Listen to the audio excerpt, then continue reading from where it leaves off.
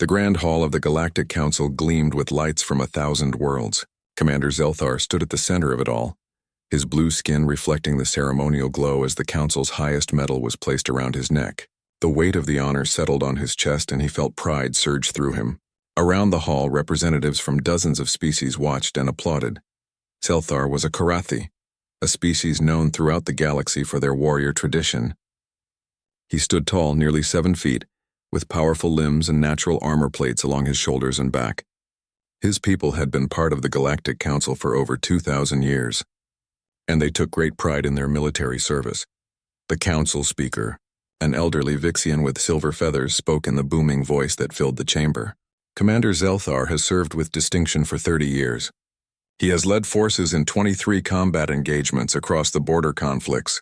His tactical brilliance has saved countless lives, and his honor in battle stands as an example to all Council military forces. The applause grew louder. Zelthar's chest swelled with pride. 23 engagements. It was an impressive number. Most Council officers never saw more than 5 or 6 real battles in their entire careers. The galaxy had been mostly peaceful for 200 years, with only small territorial disputes and minor conflicts along the borders. As he returned to his seat, Zelthar thought back to his most difficult battle.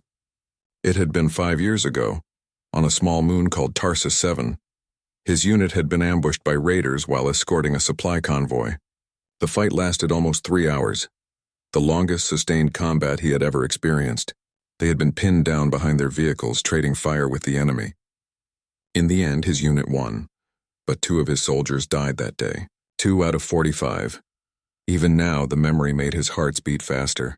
He could still see their faces. Velmar and Kesselin, young soldiers, barely passed their training. He had written letters to their families, attended their memorial services, and carried their loss with him ever since. Those 2 deaths had haunted him for years. Every military officer he knew had similar stories. 1, 2, maybe 3 soldiers lost in their worst battles. These losses shaped their entire careers. His aide, a young Karathi named Selrin, approached with a data tablet. "Commander, your next assignment has been confirmed." Zelthar took the tablet and read the details. He felt a smile form on his face. "Liaison officer to the Human Military Integration Program?" "Yes, sir," Selrin said, his voice excited. "The humans have been part of the Council for 15 years now, and they are finally integrating their military forces with ours. You will oversee the training and coordination." Zelthar nodded slowly. Humans, the newest species to join the Council. They had arrived from a small world called Earth, eager to be part of the galactic community. From what Zelthar knew, they were relatively peaceful, with decent technology and a friendly attitude. This assignment would be perfect for winding down his career. A diplomatic role, teaching and mentoring with none of the stress of actual combat operations. "This is an honor, sir," Selrin continued, "working with a new species, helping them understand Council military protocols." "Indeed," Zelthar agreed. "Though I must admit I know very little about humans. What does the database say about their military experience?" Selrin tapped on his own tablet, frowning slightly. "The files are incomplete, sir. There are basic details about their equipment and organization, but much of their historical military information is marked as restricted or still being processed." Restricted? Zelthar found that odd. The Council database was usually thorough, especially regarding military matters. Why would their history be restricted? "I'm not sure, sir. Perhaps they are still uploading their records. They are a new member species after all," that made sense. Zelthar dismissed the concern. Every species had its administrative quirks. The humans would share their information in time. For now, he would focus on learning about their current capabilities and helping them integrate smoothly into Council operations. The ceremony continued with speeches and more awards. Zelthar noticed a group of humans standing near the side of the hall. There were 5 of them, all wearing simple dark uniforms without much decoration. Unlike the Karathi, who displayed their medals and honors proudly, the humans wore almost nothing to indicate their rank or achievements. Just small badges on their collars. One of the humans, a female with dark hair, stood perfectly still.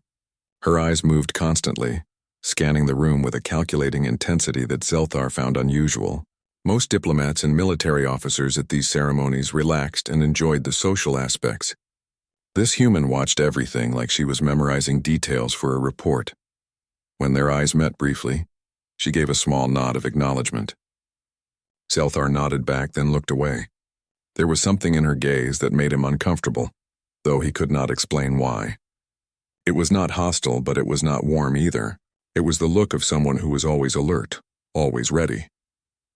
After the ceremony ended, Zelthar mingled with other officers. He spoke with a Vixian general who congratulated him on his new assignment.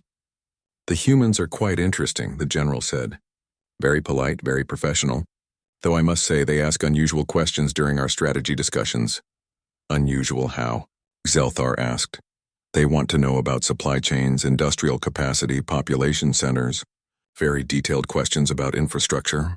When we discuss defensive scenarios, they immediately start talking about contingencies and backup plans." The general laughed. "They seem worried about things that never happen. We keep telling them the Council has not faced a major war in 2 centuries, but they keep planning as if one might start tomorrow." Zelthar chuckled. "Perhaps they are just eager students trying to learn everything at once." "Perhaps," the general agreed, though he sounded uncertain. As Zelthar left the ceremony hall, Selrin walked beside him, reviewing the details of the new assignment. "You will report to Kepler Station in 2 weeks, sir.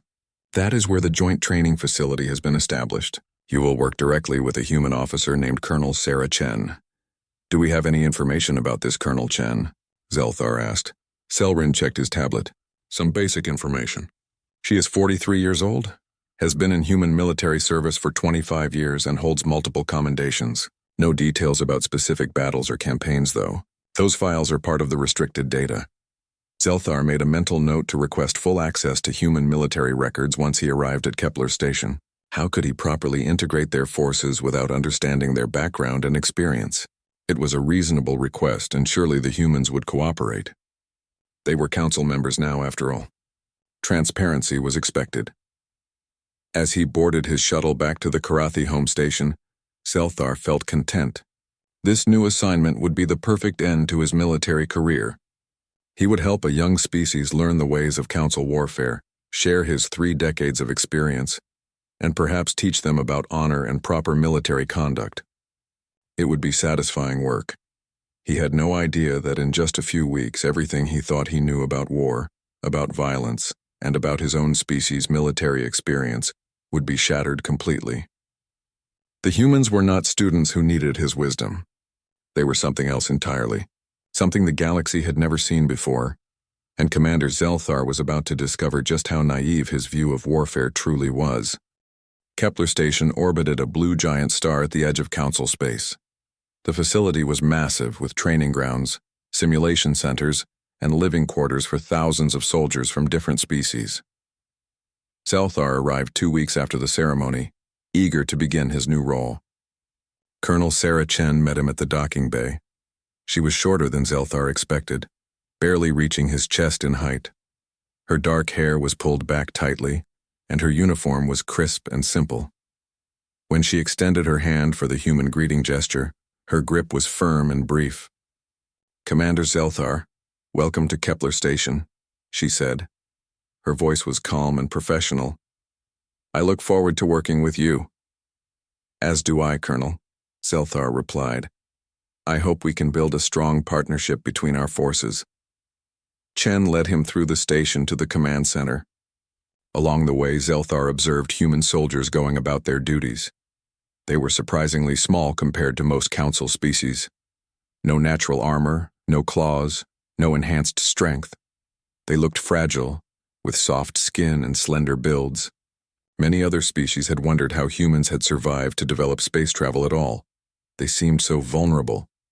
But Zelthar noticed other things too. The humans moved with efficiency and purpose. They did not waste energy or time. When they walked through corridors, they stayed alert, their eyes constantly checking their surroundings. It reminded him of combat behavior, but these soldiers were just going to training exercises. Over the next few days, Zelthar observed the joint training programs. In physical challenges, humans performed adequately, but not exceptionally. They were faster than some species, but slower than others. Stronger than some, but weaker than others. They seemed average in most ways, except for endurance. In long-distance exercises, humans kept going when other species needed to stop. They could march for hours without complaint, maintain focus during extended operations, and function with less sleep than most council species required. Zelthar found this interesting but not particularly remarkable. What caught his attention more was how humans worked together. They had excellent team coordination, communicating with minimal words and moving in synchronized patterns. They seemed to anticipate each other's actions naturally. 1 week into the assignment, Zelthar ran a tactical simulation with mixed teams. The scenario involved defending a position against simulated raiders. The objective was to hold the position for 6 hours while reinforcements arrived. It was considered a challenging scenario in council training. He explained the exercise to the assembled soldiers. When he finished, Colonel Chen spoke up. 6 hours is the target hold time. Yes, Zelthar confirmed. It requires careful resource management and strong defensive discipline. Most units find it quite difficult. Chen nodded thoughtfully. We once had forces hold a position for 76 days straight, she said casually, though that was under different circumstances, of course. Zelthar stared at her. 76 days? That had to be a translation error. I am sorry, Colonel. Did you say days? Yes, Commander. 76 days of continuous combat operations while holding a defensive position.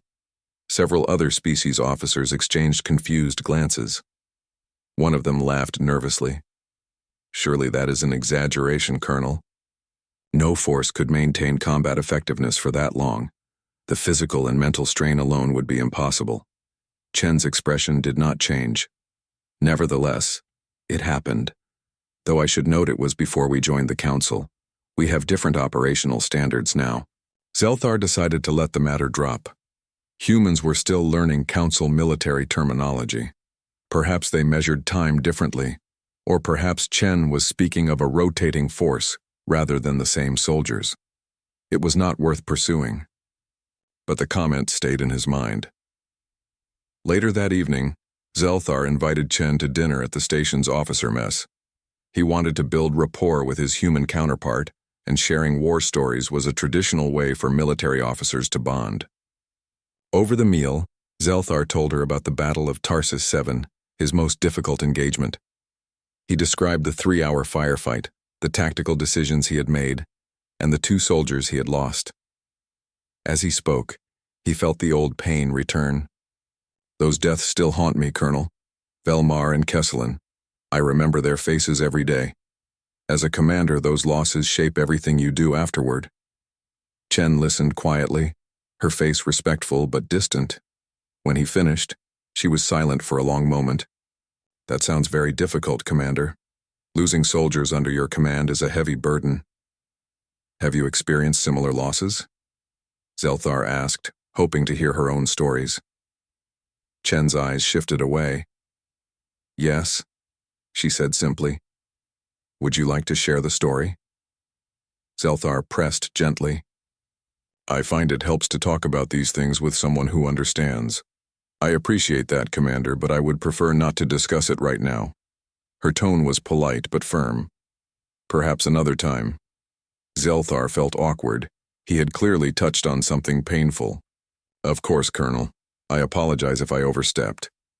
Not at all, Chen said. But she changed the subject quickly to logistics and training schedules. As they finished dinner, Zelthar could not shake the feeling that something was off.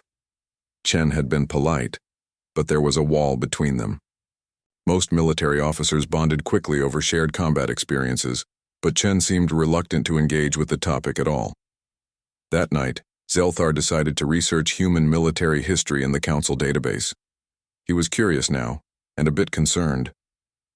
If he was going to properly integrate human forces, he needed to understand their background. He sat at his quarters terminal and began searching. The results were frustratingly vague. There were entries about Earth conflicts, but with almost no details. References to something called World Wars, but the information was incomplete. He found casualty numbers that seemed absurdly high, surely database errors. One entry claimed millions of deaths in a single conflict. That had to be wrong. He tried, searching for specific battles or campaigns, but found most files were restricted or still being processed. Why would a species hide their military history from the Council? It made no sense. Selrin stopped by his quarters to deliver some reports. Zelthar showed him the database entries. Look at this. It says a conflict called World War II resulted in 60 million deaths. That cannot be correct, can it? Selrin examined the screen. That must be an error, sir. No single conflict could cause that many casualties. Perhaps they mean 60,000? Or maybe it is counting something else, like total population affected? Perhaps, Zelthar agreed, but he felt uncertain. Over the next few days, Zelthar tried to learn more about human military experience. He casually asked human soldiers about their backgrounds during training exercises. Most gave brief, vague answers. One young soldier, a private named Marcus, started to say something about his grandfather's war stories, but was quickly interrupted by his sergeant. "Private Marcus, focus on the exercise," the sergeant said sharply. Marcus immediately went silent and returned to his duties. Zelthar noticed the sergeant gave him a warning look. Why would they silence a soldier for mentioning family stories? The more Zelthar observed, the more he noticed strange details. Human soldiers never talked about their military history in casual conversation. They avoided the topic skillfully, redirecting to current operations or training topics. When other species soldiers shared their combat experiences, humans listened politely but rarely contributed their own stories. There was also something about the way humans carried themselves. Other council species who had seen combat bore visible signs of it.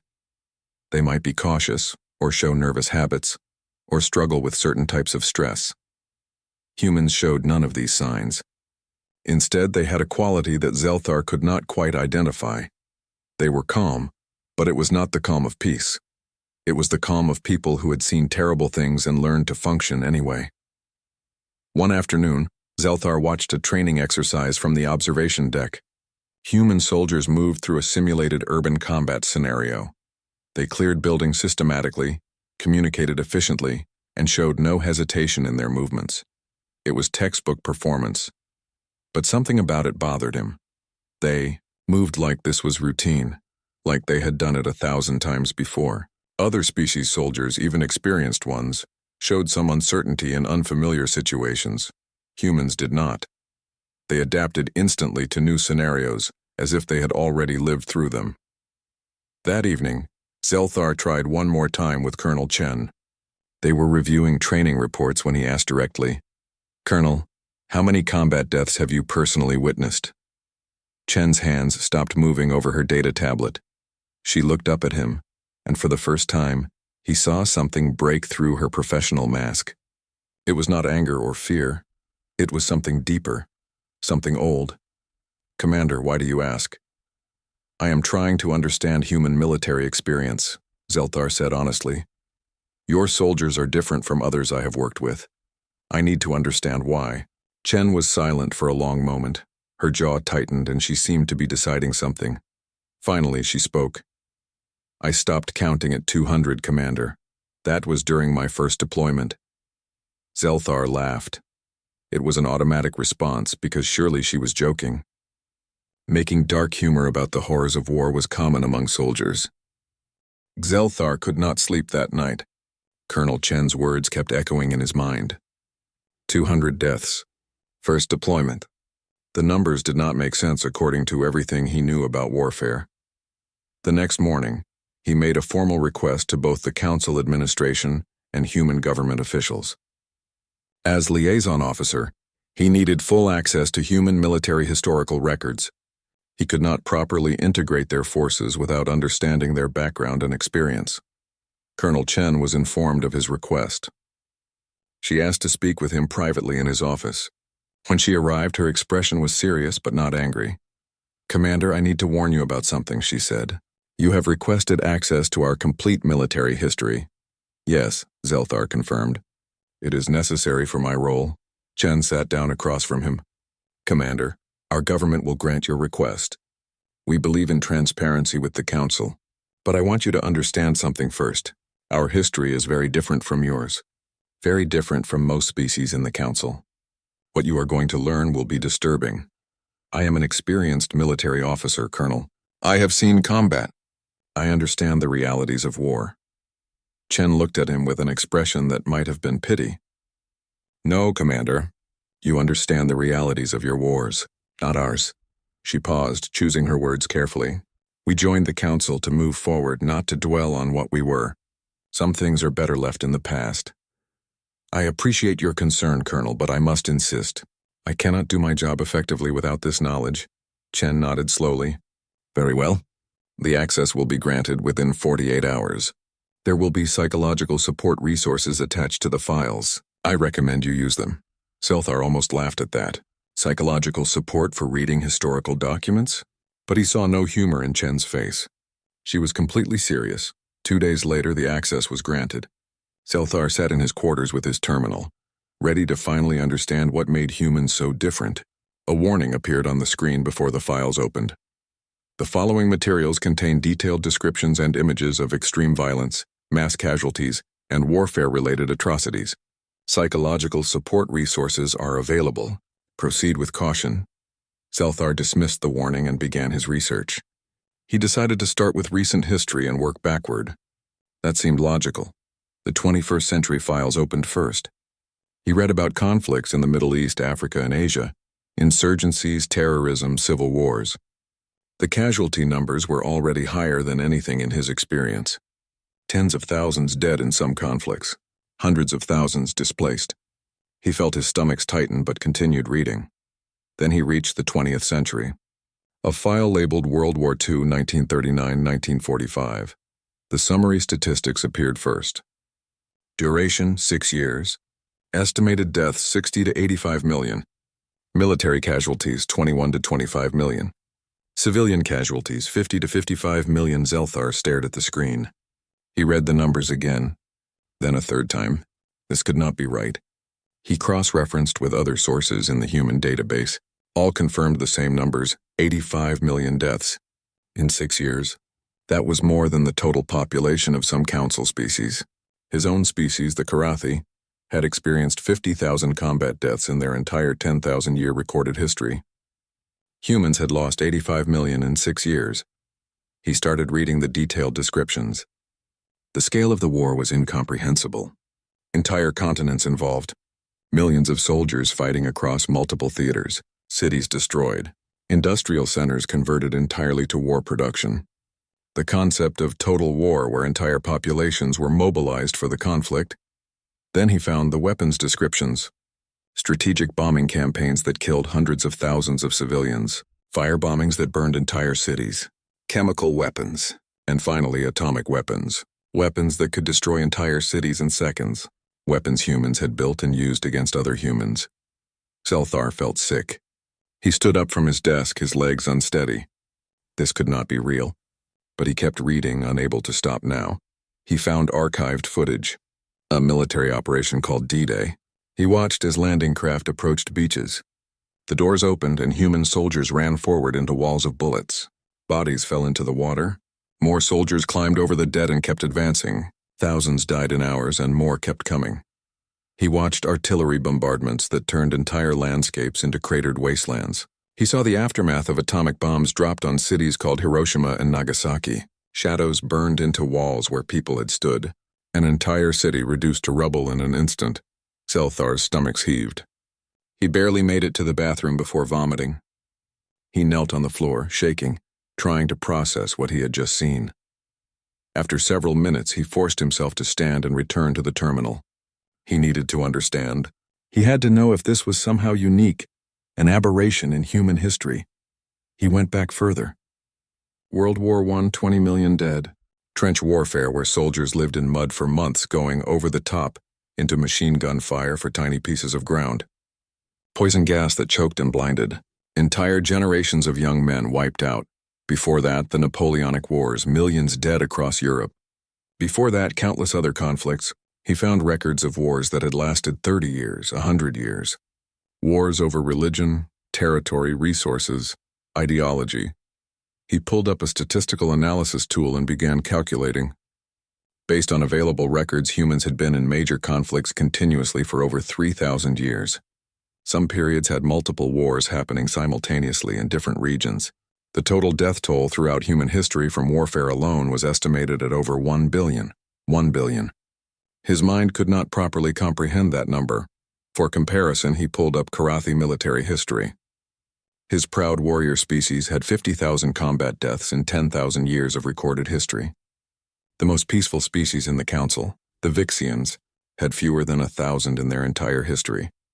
Humans had more combat deaths in single battles than most Council species had in their entire existence. He continued reading, diving deeper into the details.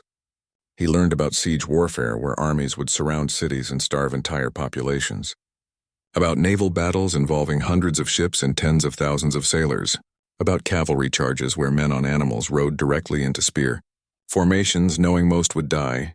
He learned about the Mongol conquest that killed an estimated 40 million people in the 13th century. About religious crusades that spanned generations. About slavery, genocide, and atrocities that made him want to shut off the terminal and forget everything. But the worst part was not the scale. It was the efficiency. Humans had not just fought wars. They had industrialized warfare. They created entire fields of study dedicated to killing other humans more effectively. Weapons designed specifically for maximum lethality. Tactics refined over thousands of years of constant practice. The Geneva Conventions caught his attention. Rules for warfare. Limits on what could be done to prisoners and civilians. He realized with growing horror that humans needed these rules because without them, they would do even worse things to each other. These were not idealistic guidelines. They were desperate attempts at restraint. He found a term that appeared repeatedly: crimes against humanity. His species did not have an equivalent phrase. The Karathi had words for individual murder, for killing in combat, but not for organized mass killings on the scale humans had achieved. Hours passed. Zelthar sat in his dark quarters, the terminal screen providing the only light. He read about the Holocaust, about Rwanda, about Cambodia. He learned about ethnic cleansing and systematic extermination, about weapons designed to cause maximum suffering rather than quick death. At some point, Selrin knocked on his door. "Commander, you missed the morning briefing. Are you ill?" Zelthar did not answer immediately. When he finally spoke, his voice sounded strange to his own ears. "Selrin, did you know humans fought a war that killed 85 million of their own species?" Silence from outside the door. "Then, sir, that cannot be correct. No species could survive such losses." "They did not just survive it, Selrin. They have survived dozens of such conflicts, hundreds of smaller ones. They have been fighting each other continuously for 3,000 years. Commander, you need to rest. The numbers must be translation errors, or they are not errors." Zelthar's voice cracked. "I have verified them from multiple sources. I have seen the footage, the photographs, the archived records. It is all real." More silence. Then Selrin said quietly, "I will cancel your meetings for today, sir. Please rest." After Selrin left, Zelthar returned to the terminal. He felt compelled to understand completely, even though part of him wanted to stop. He looked up human population statistics throughout history. Despite losing billions to warfare, disease, and disasters, humanity had continued to grow. They had spread across their planet, filling every continent, adapting to every environment. They had fought each other constantly, killed each other in numbers that should have led to extinction, and yet they had thrived. They had built civilizations, destroyed them, and built them again. They had developed technology, art, philosophy, all while engaged in nearly continuous warfare. For 3 days after his research, Zelthar barely left his quarters. He attended only essential meetings and avoided contact with human personnel as much as possible. When he did see humans in the corridors, his heart raced and his breathing quickened. He could not stop thinking about what they were, what their species had done to itself. Selrin noticed the change immediately. Other officers began commenting on it as well. Commander Zelthar, the decorated veteran, seemed afraid of the humans he was supposed to be training. On the 4th day, a mechanical failure during a training exercise changed everything. A power conduit in one of the simulation chambers exploded without warning. The emergency doors sealed automatically, trapping 12 soldiers inside, 6 humans, 3 Karathi, 2 Vixians, and 1 Drellian. Zelthar was in the command center when it happened. Alarms blared and safety protocols activated immediately. The chamber was filling with smoke and fire. Standard procedure was clear. Evacuate adjacent areas, seal all connections. Wait for engineering teams to assess the situation and make it safe before attempting rescue. Engineering team is responding, one of the technicians reported. Estimated arrival time 12 minutes. On the monitors, Zelthar could see the trapped soldiers through the smoke. They were moving toward the sealed emergency door, but the heat and smoke were getting worse. 12 minutes might be too long. Then he saw the humans move differently. While the other species stayed near the door waiting for rescue, the human soldiers spread out into the burning chamber. One of them, Private Marcus, pulled off his jacket and wrapped it around his hands. He grabbed a piece of twisted metal from the explosion and began using it to pry open a ventilation shaft. "What are they doing?" Selrin asked, staring at the monitor. Two other human soldiers joined Marcus, working together to open the shaft. Through it, they could reach a maintenance corridor that led to safety. But the shaft was surrounded by flames and exposed electrical wiring. "They are going to get themselves killed," one of the Karathi officers said. On screen, the humans opened the shaft. Then Marcus did something that made Zelthar's blood freeze. The young soldier dove through the flames into the shaft, electrical sparks showering around him. He disappeared into the darkness beyond. Moments later, the ventilation system kicked on from inside. Marcus had reached the maintenance corridor and activated the emergency air circulation. Smoke began clearing from the chamber. The other human soldiers immediately started pushing the non-human soldiers toward the shaft. A Karathi soldier hesitated at the flames. A human sergeant grabbed him and pushed him through despite the soldiers' resistance. One by one, the trapped soldiers escaped through the shaft that Marcus had opened. The last human soldier was about to enter when there was a secondary explosion. Part of the ceiling collapsed and the soldier was hit by falling debris. He fell, unconscious or dead, Zelthar could not tell. Private Marcus reappeared from the maintenance corridor. Without hesitation, he dove back through the flames into the chamber. He pulled the unconscious soldier toward the shaft, dragging the dead weight through fire and smoke. Burns covered Marcus's arms and face. He was clearly in pain, but he did not stop moving. Just as Marcus pushed the other soldier through the shaft, the main support beam began to collapse. Marcus turned to follow, but the beam fell too quickly. It would crush him. Then Colonel Chen appeared on screen. She had entered from a side access tunnel that was marked as unsafe. She grabbed Marcus and pulled him sideways just as the beam crashed down where he had been standing. Together, they scrambled through the shaft to safety. The entire rescue took 4 minutes. The engineering team arrived 8 minutes later to find everyone already evacuated. Private Marcus was being treated for severe burns. The Karathi soldier he had saved was unconscious from smoke inhalation but alive. Zelthar stood in the command center, his hands shaking.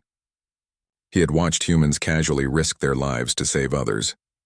They had not hesitated, had not waited for proper procedures, had not calculated odds. They had simply acted. That evening, Zelthar requested an immediate private meeting with Colonel Chen. She arrived at his quarters still wearing her singed uniform.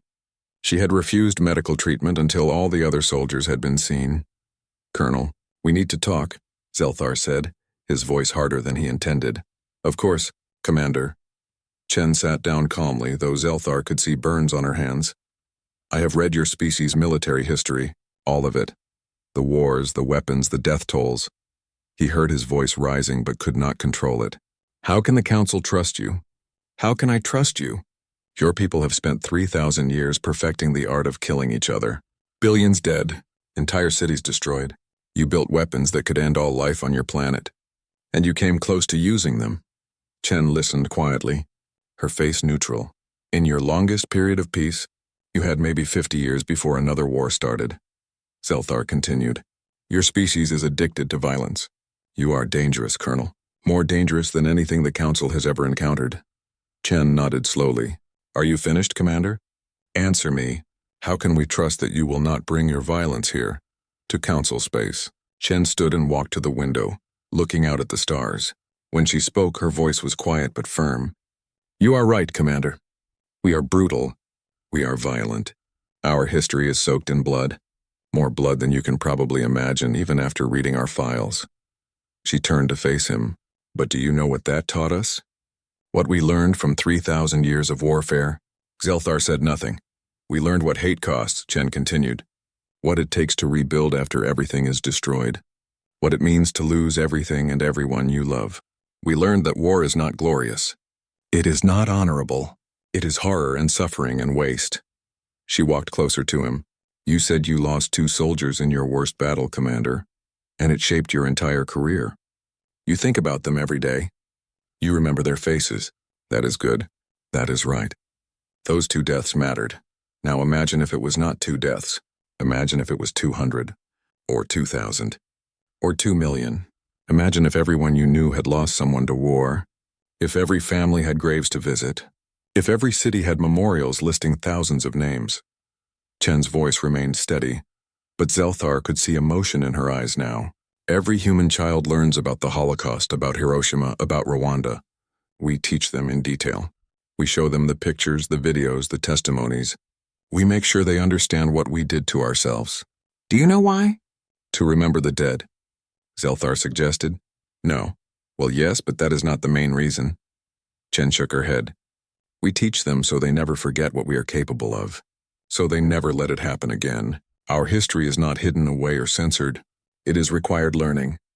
Every human grows up knowing what we did, what we are, and what we chose to stop being. She sat back down, facing him directly. We did not join the council because we are peaceful, Commander. We joined because we are tired. Tired of being what we were. Tired of counting our dead. Tired of rebuilding our cities. Tired of the cycle. But the cycle always continued before, Zelthar said. What makes this time different? Because this time we are not alone, Chen said simply. For 3,000 years we only knew other humans.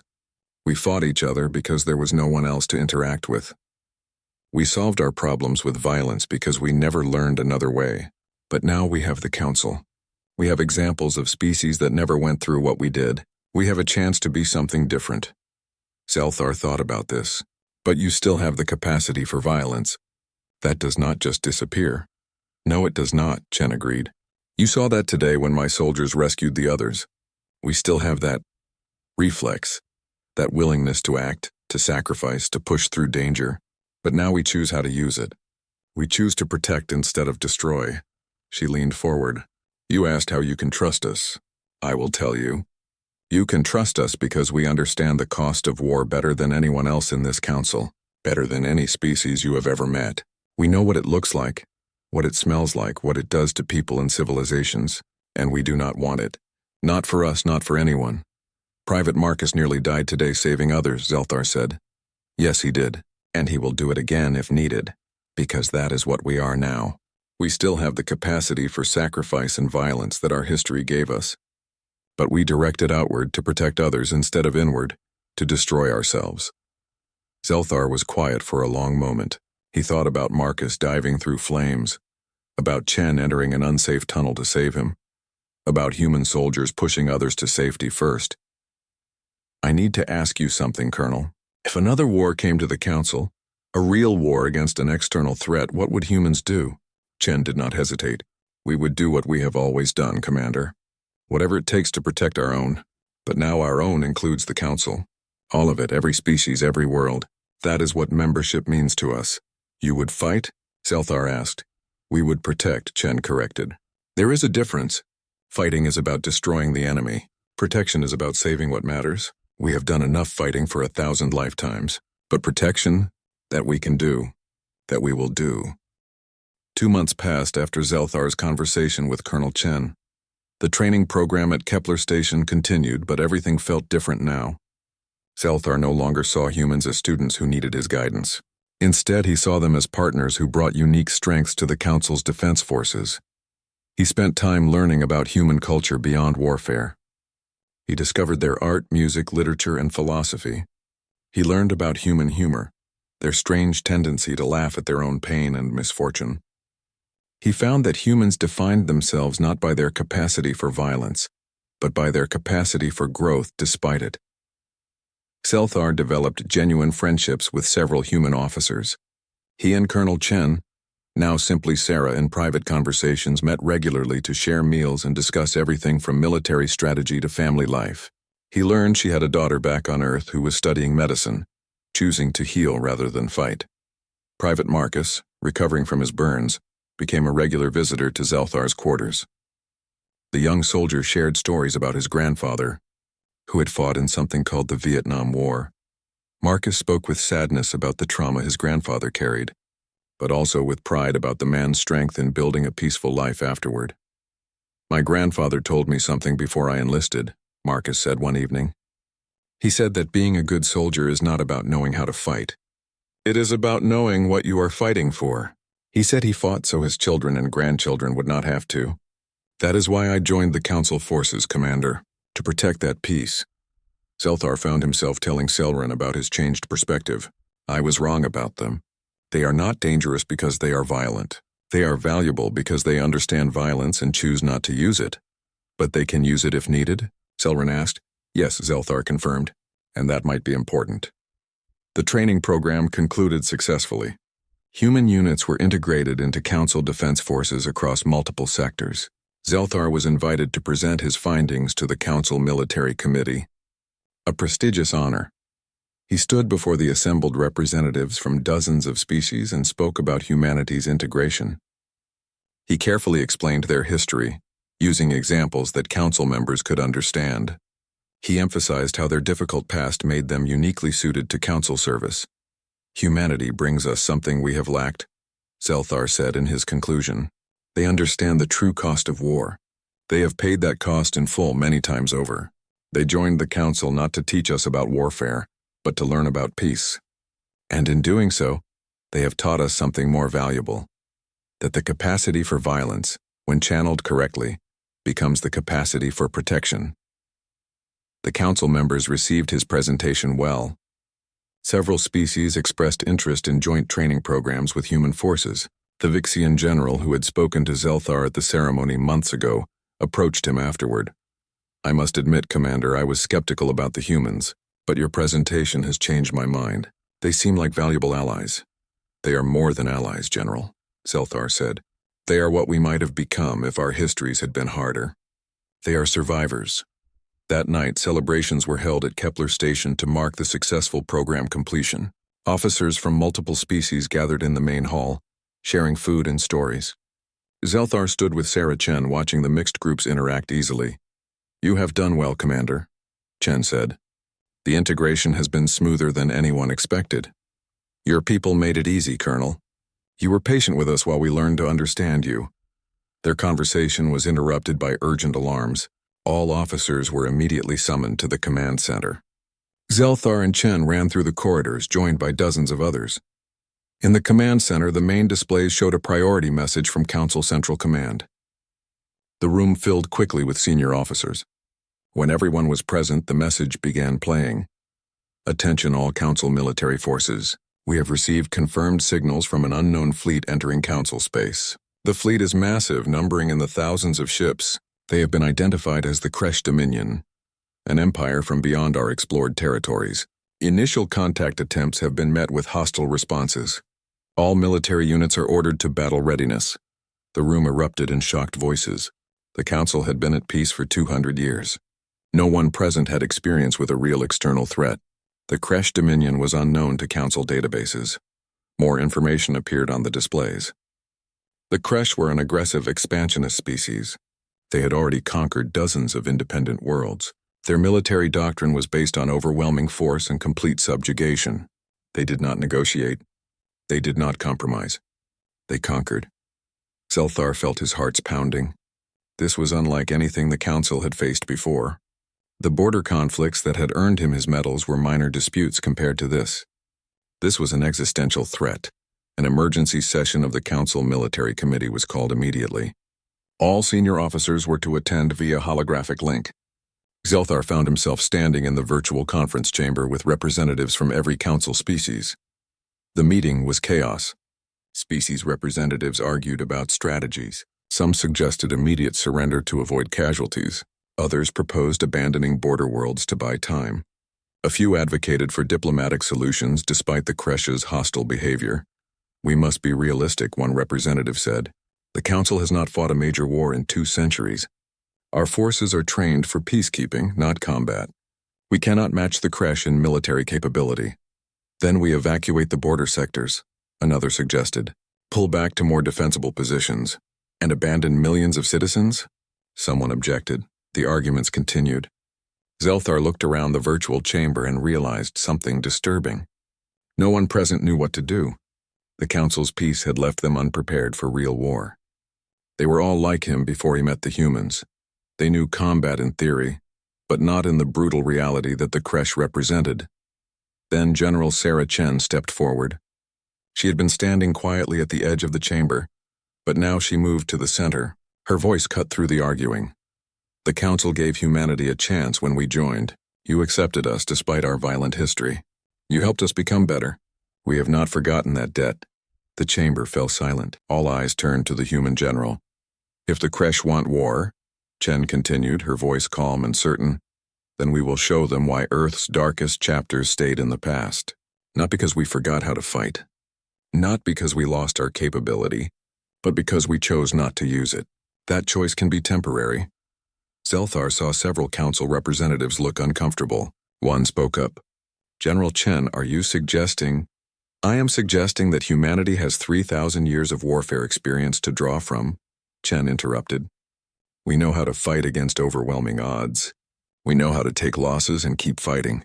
We know how to win wars that seem unwinnable. And most importantly, we know how to protect what matters no matter the cost. She gestured to the strategic displays showing creche fleet positions. The creche think they are facing a peaceful confederation that will collapse at the first sign of real conflict. They do not know what humans are. They do not know what we have survived. They do not know what we are willing to do to protect our own. And now our own includes the Council. Every species here, every world. That is not a threat, members of the committee. That is a promise. Another human officer, an admiral named Rodriguez, stepped forward. We have already begun reviewing historical tactics and strategies. We are prepared to coordinate Council defense forces using methods proven effective through human history. With your permission, we can have strategic recommendations ready within hours. Zelthar watched as the Council representatives absorbed this. They had accepted humans as members, integrated their forces, welcomed them into Council society. Now they were discovering what that truly meant. Humanity was not just another peaceful species joining a peaceful confederation. They were survivors of thousands of years of warfare, and they were offering to protect others from experiencing what they had endured. The debate shifted. Instead of discussing surrender or retreat, the Council began discussing defense strategies. Human officers presented plans that seemed aggressive compared to normal Council doctrine, but made sense given the creche threat.